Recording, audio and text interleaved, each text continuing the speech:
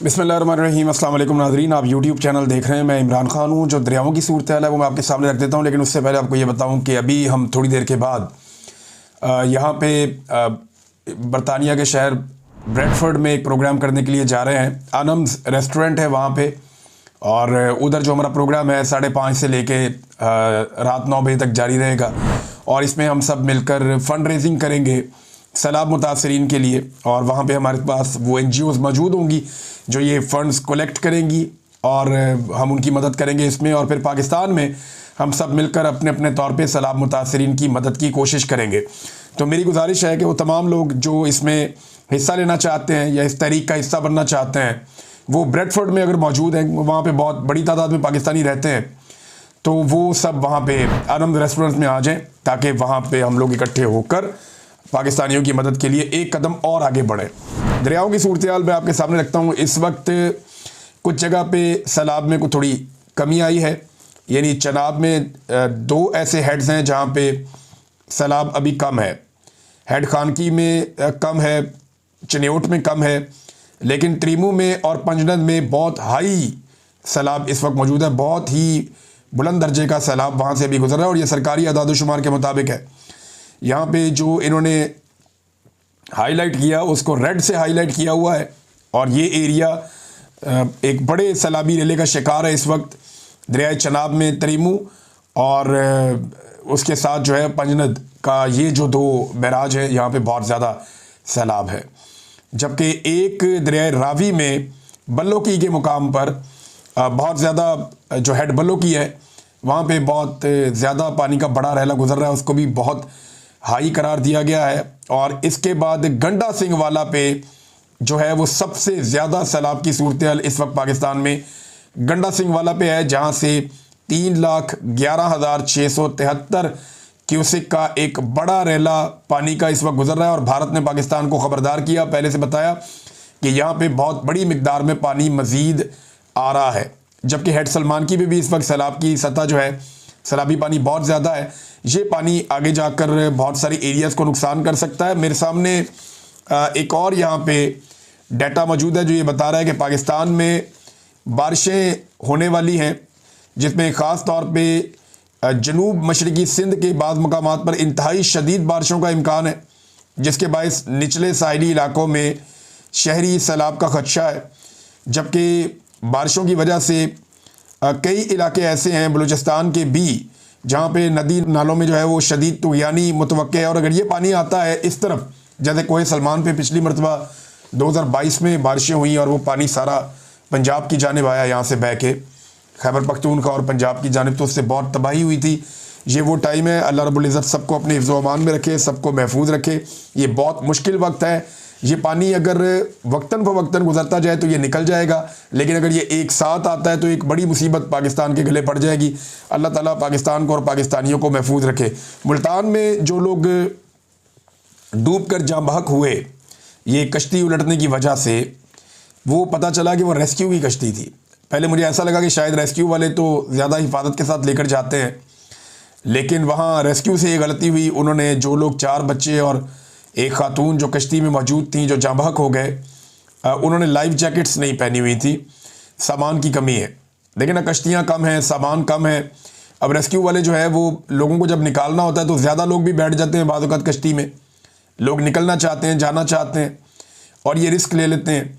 Rescue के अमल में जो सबसे इम्पॉर्टेंट और मेन चीज़ होती है वो ये होती है कि आपने रिस्क बिल्कुल नहीं लेना। अपनी जान का रिस्क तो वो लेते हैं, लेकिन उसमें भी वो बड़ी एहतियात करते हैं, हर वक्त एहतियात करते हैं। लेकिन यहाँ इतने सारे लोगों को कश्ती में बैठाकर रेस्क्यू वालों को ही एक हादसा हो जाए, ये बहुत अफसोसनाक है। 1122 के पास ज़िला भर में बच्चों की सिर्फ 24 लाइफ जैकेट्स हैं।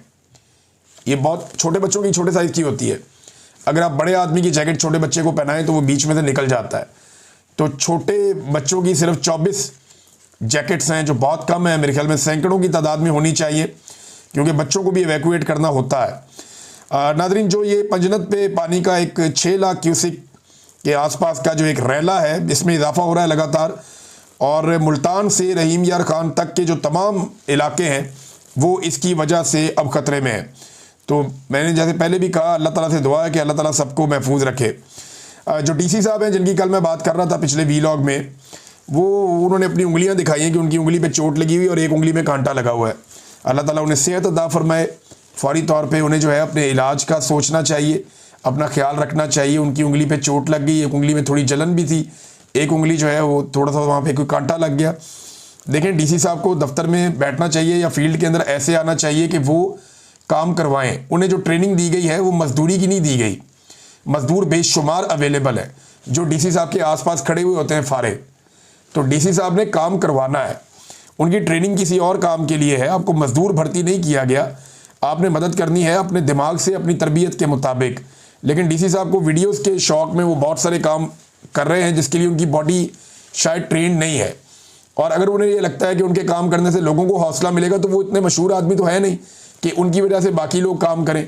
तो इससे बेहतर है कुछ सेलिब्रिटीज़ को बुला लें, कुछ ऐसे लोगों को बुला लें जो लोगों के साथ मिलकर काम करें या वो दिखाई दें, तो उससे एक इम्पैक्ट बनता है ना।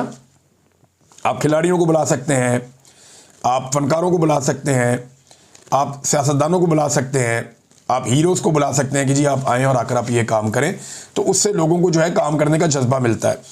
तो डीसी साहब उंगली कटा के खुदा ना खास्ता शहीद हो रहे हैं।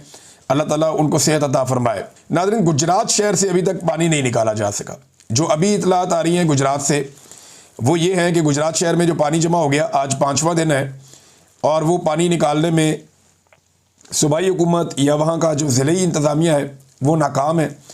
आज भी जो सुबह या दोपहर को विजुअल्स आए उन्हें मैंने देखा, वहाँ पे गुजरात से पानी नहीं निकला। बहुत सारे लोगों ने मैसेजेस किए, पैगामात भेजे, उन्होंने कहा जी ये सूरत हाल हमने कभी भी नहीं देखी थी।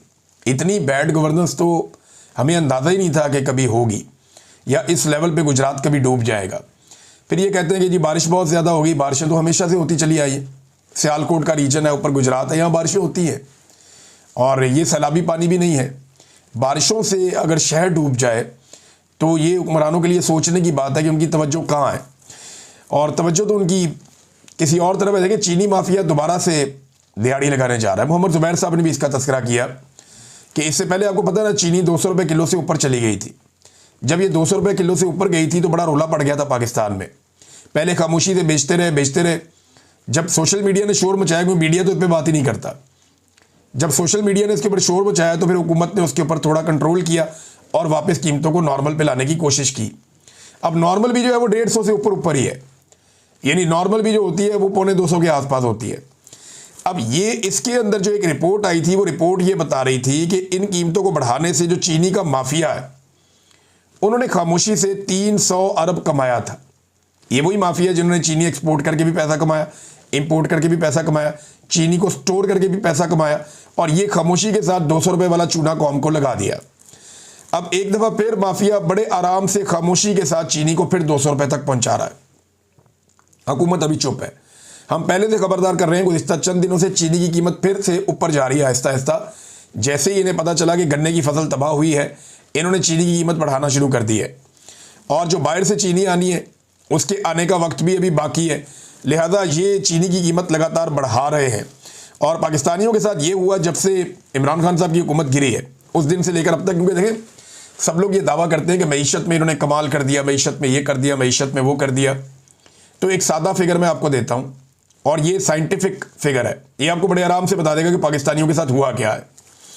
जब से इमरान खान साहब की हुकूमत गिरी है उस वक्त से लेकर अब तक, आज के दिन तक, हर पाकिस्तानी की जो कुव्वत खरीद है, चीज़ें खरीदने की जो कुव्वत है, वो 58% कम हो गई है।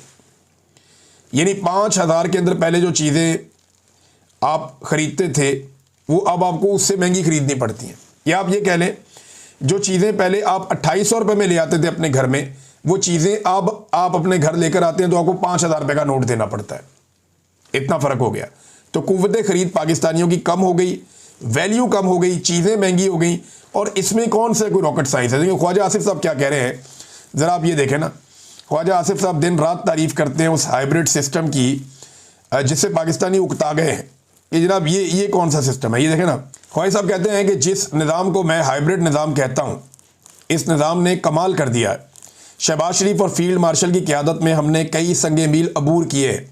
हमने मईशत के नुक्ता नज़र से कई नामुमकिन चीज़ें करके दिखाई हैं। फ़ौज सरहदों की हिफाजत के साथ साथ बाकी मुल्क की भी आबियारी कर रही है और हमें माशी बहरान से बाहर निकाल कर ले आई है। अच्छा, ये ख्वाजा आसिफ साहब ने क्यों कहा, जरा इस पर गौर करें। क्या पाकिस्तान में कोई एक चीज़ सस्ती हुई? नहीं हुई। क्या पाकिस्तान के अंदर मईशत बेहतर हुई? नहीं हुई। कोई आदादोशुमार में ये मानने को तैयार नहीं है। क्या पाकिस्तान में माफिया ने 2 नंबरी करना बंद कर दी? आटे के ऊपर जो किया अभी इस हुकूमत ने, जिस तरह आटा महंगा होता चला जा रहा है लगातार, और आने वाले दिनों में मजीद महंगा होगा। गंदम का एक बहरान पाकिस्तान में इन्होंने खड़ा कर दिया अपनी बैड गवर्नेंस से। इन सारी चीज़ों को अगर आप इकट्ठा करके देखें तो कौन सी कामयाबी है? कोई भी नहीं। क्या पाकिस्तान में बाहर से कोई सरमायाकारी आ रही है? नहीं आ रही। यानी टोटल जो सरमायाकारी पाकिस्तानियों को गिना दी गई थी वो 100 अरब डॉलर से ज़्यादा की गिनवाई गई थी, और अभी तक पाकिस्तान में जो सरमायाकारी आई है वो 1 अरब डॉलर भी नहीं है। यानी आप अंदाज़ा करें कि जितनी इन्होंने गिनवाई उसका 1% भी पाकिस्तान में नहीं ये ला पाए। ज़ीरो सरमायाकारी है। पाकिस्तानी पाकिस्तान छोड़ छोड़ के बाहर जा रहे हैं। माशी कामयाबी कौन सी है? SIFC के बारे में कहा गया कि बड़ी कामयाबियां होंगी। कौन सी कामयाबी है? कोई कामयाबी नहीं है। आपकी एक्सपोर्ट्स जो है वो मुतासिर हो गई, कोई कामयाबी नहीं है। आपकी जो कॉस्ट ऑफ प्रोडक्शन है पाकिस्तान में बढ़ गई है, कोई कामयाबी नहीं है। तो जब आप कामयाब नहीं हो रहे तो ख्वाजा आसिफ साहब कामयाब किस बात को कह रहे हैं? वो झूठ नहीं बोल रहे। देखिए, मैं आपको बताता हूं, अगर फौज या मिलिट्री एस्टेब्लिशमेंट ये अगर पूरी तरह से साथ ना देती इस हुकूमत का, तो ये हुकूमत अवाम पर कभी इतना बोझ ना डाल सकती। इन्होंने ये जो कहा ना कि हम डिफॉल्ट से बच गए, तो उससे बचने के लिए इन्होंने सारा का सारा बोझ आम आदमी पे शिफ्ट कर दिया। पेट्रोल 150 से उठा के 250 पे पहुंचा दिया। आटा महंगा, घी महंगा, दालें महंगी, चावल महंगे।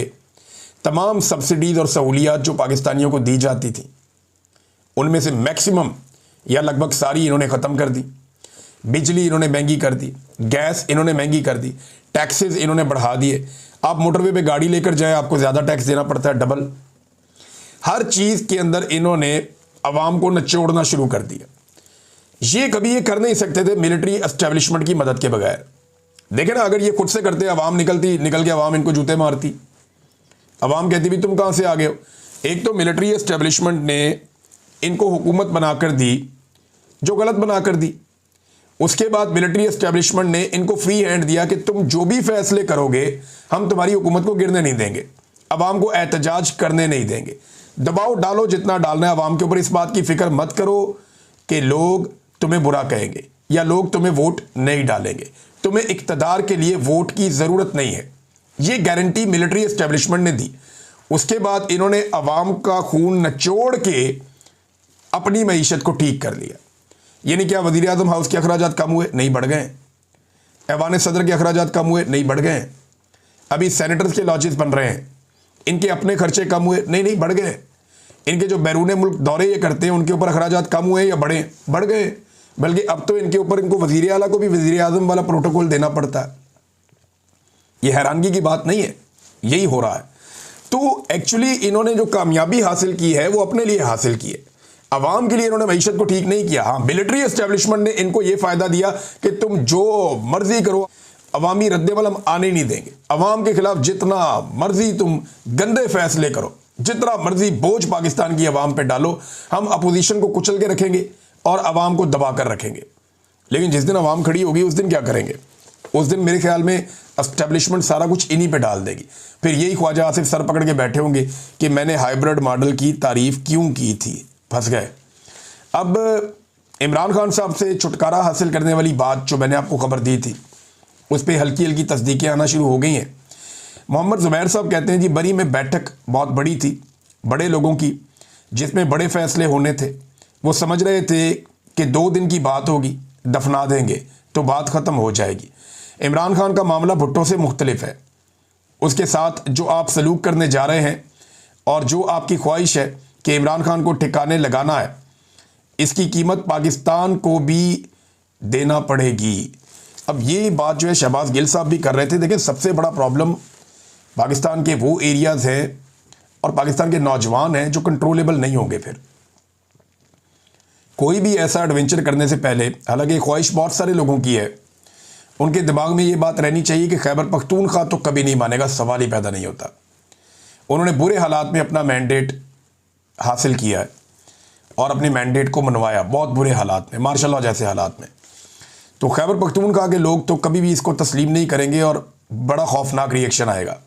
हालांकि गंडापुर साहब के तर्ज हुकूमत या इमरान खान साहब के फैसलों को ना अमल दरामद करने की वजह से कुछ वहाँ पे मकबूलियत कम पीटीआई की ज़रूर हुई है। गंडापुर और पीटीआई की मकबूलियत कम हो सकती है, लेकिन इमरान खान की मकबूलियत खैबर पख्तूनख्वा में कम नहीं हुई। आज भी सारे लोग उससे उम्मीद लगाकर बैठे हुए हैं, जबकि बलूचिस्तान की सूरत हाल पहले ही आपके सामने है और पंजाब में एक ऐसी तहरीक खड़ी हो जाएगी जिसे आप कभी भी संभाल नहीं पाएंगे, आपकी नस्लें याद रखेंगी इसका नतीजा। और जिन चीज़ों को ये लोग कामयाबी कहते हैं ना, मैं आप 1-2 दिन से एक्सपोज कर रहा था, आपको बता रहा था कि जो बाहर गए दौरे पे, वहाँ शहबाज शरीफ साहब का जो एटीट्यूड था वो एक अकेले शख्स वाला था, एक तन्हाई का शिकार, ऐसा शख्स जो तवज्जो का तलबगार है। और उसके बारे में अब नजम सेठी साहब जो इनके अपने बड़े पसंदीदा हैं, मियाँ साहब के दोस्त हैं, वो क्या फरमाते हैं देखें। शहबाज शरीफ लपक लपक के कभी प्यूटन के पास पहुंच जाते थे, लपक के चीनी सदर के पास पहुंच जाते थे। ये बिल्कुल ऐसे था जैसे स्टेज पर एक्टिंग कर रहे हैं, हा हा हा हा, जफियाँ शपियाँ। ये सिर्फ पाकिस्तानी अवाम के लिए था, ये दिखाने के लिए था कि कितने बड़े बड़े लीडर्स मेरे यार हैं। इतने मंजे हुए लीडर्स के साथ हा हा हा हु वाली इससे बात नहीं बनती, ये नजम सेठी साहब ने कहा। तो देखें, इसमें कोई खारची महात पे तो कामयाबी है नहीं, आपको चंद तस्वीरें मिल गई हैं और लोग ये कहें कितना हल्का आदमी है, इसके पास एटमी मुल्क है और इसको वज़ीर आज़म बनाया हुआ है, ये दौड़ दौड़ के हमारे पीछे आके मिलता है। हम जब छोटे थे ना तो हमारे 1-2 दोस्त हुआ करते थे ऐसे जो बड़े मशहूर थे, ज़बरदस्ती मिलने वाले। वो हम घर में हैं, वो अंदर घुस जाते थे, जी हमने मिलना है, भाई से मिलना है। वो दरवाजे के बाहर ही खड़े हो जाते थे कि ये निकलेगा तो इसको हम मिलेंगे। को बंदा सो रहा होता है, किसी वक्त पढ़ रहा होता है, लेकिन वो ज़बरदस्ती मिलने, उनका नाम ही हमने ये रखा था ज़बरदस्ती मिलने वाले। तो वो डिस्टर्ब करते थे हर एक को। अच्छा, उन्होंने ना ये काम कर करके अपनी वैल्यू ख़राब की। तो शहबाज शरीफ साहब जो है ना वो उसी तरह का काम कर रहे हैं, अपनी वैल्यू को ख़राब कर रहे हैं। इमरान खान की बहन जो हसन नियाज़ी की वालदा हैं, नौरीन खानम साहबा, वो ये कहती हैं कि उस दिन जब मेरे बेटे पे इल्ज़ाम यही है ना उनके बेटे पे कि उसने पतलून उठाई थी फ़ौज की, उसको 10 साल सज़ा दे दी। तो वहाँ पे कदीर नाम का बच्चा था, नौजवान, उसके सर में गोली मारी गई थी, उसका भेजा बाहर आ गया था, जिसके रिएक्शन में लोगों ने वहाँ पे ये किया। तो सीसीटीवी फुटेज क्यों गायब की गई? इसीलिए कि उसको गोली किसने मारी है। दूसरा, वो एक हमारा इस्लाम भी कहता है कि एक इंसानी जान की हुर्मत जो है वो काबे की हुर्मत से ज़्यादा है। तो एक पतलून की हुर्मत जो है वो किसी इंसानी जान से ज़्यादा कैसे हो सकती है? पतलून उठाने के जुर्म में हसन नियाज़ी जो है वो बंद है 10 साल के लिए, जबकि जिसके सर में गोली मारी गई बच्चे के, उसका कातिल आज तक कोई पता नहीं किसने मारी, क्यों मारी। और इसके अकेले के सर में गोली नहीं मारी गई, उस दिन दर्जनों लोग शहीद कर दिए गए थे और वो लोग सारे वही थे जो एहतजाज करने के लिए गए थे कंटोनमेंट्स के इलाकों में पाकिस्तान भर में। नाज़रीन, पाकिस्तान तहरीक इंसाफ ने ऑपरेशन रद्दुल मुनाफिकीन का ऐलान किया है और उन्होंने कहा जी कि हमने गिलगित बल्तिस्तान से जिन लोगों ने पाकिस्तान तहरीक इंसाफ के साथ गद्दारी की या इमरान खान साहब के साथ गद्दारी की, हमने उन सारों को निकाल दिया है पार्टी से। तो ये रद्दुल मुनाफिकीन जो है वो इमरान खान साहब वक्तन फ़वक्तन करते रहते हैं। एक पॉलिटिकल पार्टी ऐसे ही बनती है, अगर ये अमल जारी रहता है पॉलिटिकल पार्टीज़ के अंदर तो एक वक्त आएगा कि पॉलिटिक्स के अंदर जो खराबियां हैं वो बेहतर होना शुरू हो जाएंगी। और बाकी पॉलिटिकल पार्टीज़ को भी ये करना चाहिए कि जो लोग धोखा दें, एस्टेब्लिशमेंट के कहने पे चलें या अपनी पार्टी लीडरशिप के अहकामात की खिलाफ वर्जी करें, उनके खिलाफ एक्शन ज़रूर लिया जाए। मैं नाज़रीन इस वीलॉग के आखिर में एक बड़ी ज़रूरी बात कहना चाहता हूँ। हमें ये बात सबको समझनी पड़ेगी। पाकिस्तान से बाहर कुछ सोशल मीडिया के लोग मौजूद हैं, पाकिस्तान के अंदर भी मौजूद हैं, पाकिस्तान के बाहर भी सियासतदान मौजूद हैं, पाकिस्तान के अंदर भी मौजूद हैं। कुछ सहाफ़ी जो है उन्हें पाकिस्तान से बाहर आना पड़ा, कुछ पाकिस्तान के अंदर भी मौजूद हैं। हर एक के हालात मुख्तलिफ हैं। मैं अपनी बात करता हूँ कि मैं पाकिस्तान के अंदर जो बातें कर पाता था, जैसे मैं काम कर रहा था, मैं यहाँ पे आके वही काम कर रहा हूँ तो मैं ज़्यादा आसान महसूस कर रहा हूँ। यही बातें जब मैं पाकिस्तान में करता था तो बड़ी फ़िक्र होती थी मेरे दोस्तों को, मेरे साथियों को, मेरी फैमिली को, मुझे खुद भी, कि मैंने अब ये बातें कर तो दी हैं, इसका रिएक्शन आएगा, और आता भी था।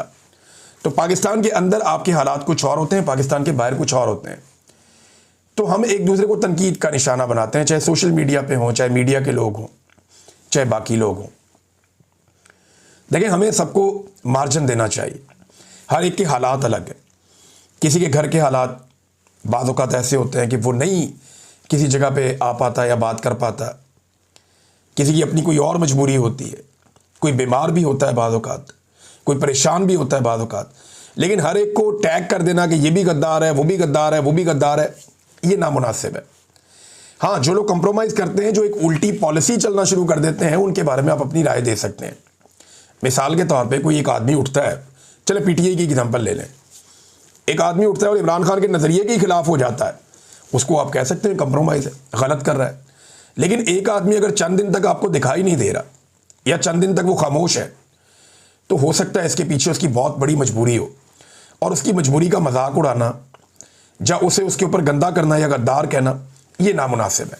तो हम सबको ये सोचना चाहिए कि ये लड़ाई बहुत लंबी है, ये अभी ख़त्म होने वाली नहीं है। हो सकता है ये चंद साल और चले, हो सकता है चंद दहाइयों तक चले। तो ये इतने ज़्यादा लोग तो हैं नहीं जिन्होंने इसको लड़ना है। तो जिन लोगों ने इस लड़ाई को लड़ना है या ये अलम बुलंद करना है कि पाकिस्तान में सिविलियन सुपरमेसी होनी चाहिए, रूल ऑफ लॉ होना चाहिए, मैंडेट का एहतराम होना चाहिए, इंसानी हुकूक की पामालियाँ नहीं होनी चाहिए, आज़ादी इज़हार राय होना चाहिए, जिन लोगों को ये लड़ाई लड़नी है उन्हें अपना दिल बड़ा करना पड़ेगा। ख़ास तौर पे उन लोगों के लिए जो इस लड़ाई में पॉजिटिव रोल प्ले करते हैं। देखें, ये ऐसा भी होता है ना कि एक आदमी ने लड़ाई लड़ी लंबी, अब थोड़ा पॉज भी लेता है बंदा। सारे इमरान खान नहीं होते कि वो लड़ते ही चले जाए, लड़ते ही चले जाए, लड़ते ही चले जाए। अगर ये सारे इमरान खान होते तो फिर मसला ही क्या था? फिर तो कोई मसला ही नहीं था। सब इमरान खान नहीं हो सकते। तो जो पाकिस्तान से बाहर बैठे हुए लोग हैं उन्हें भी समझने की ज़रूरत है, जो पाकिस्तान के अंदर बैठे हुए लोग हैं उन्हें भी समझने की ज़रूरत है। एक दूसरे को ताने देने की बजाय फोकस वहाँ रखें जहाँ से पाकिस्तान को नुकसान पहुँचाया जा रहा है। कोई शख्स कभी पहली लाइन में आके लड़ेगा, कभी आखिरी लाइन में जाके लड़ेगा। तो इस पे किसी को गद्दार कहना या उसके साथ ज्यादती करना ये नामुनासिब है। हाँ, ये ज़रूर है कि जो लोग कंप्रोमाइज़ हो जाए और आपको दिखाई दे कि अब ये मुनाफकत कर रहे हैं और ज्यादती कर रहे हैं, तो उसकी तो ठुकाई आप लोग बिल्कुल ठीक करते हैं।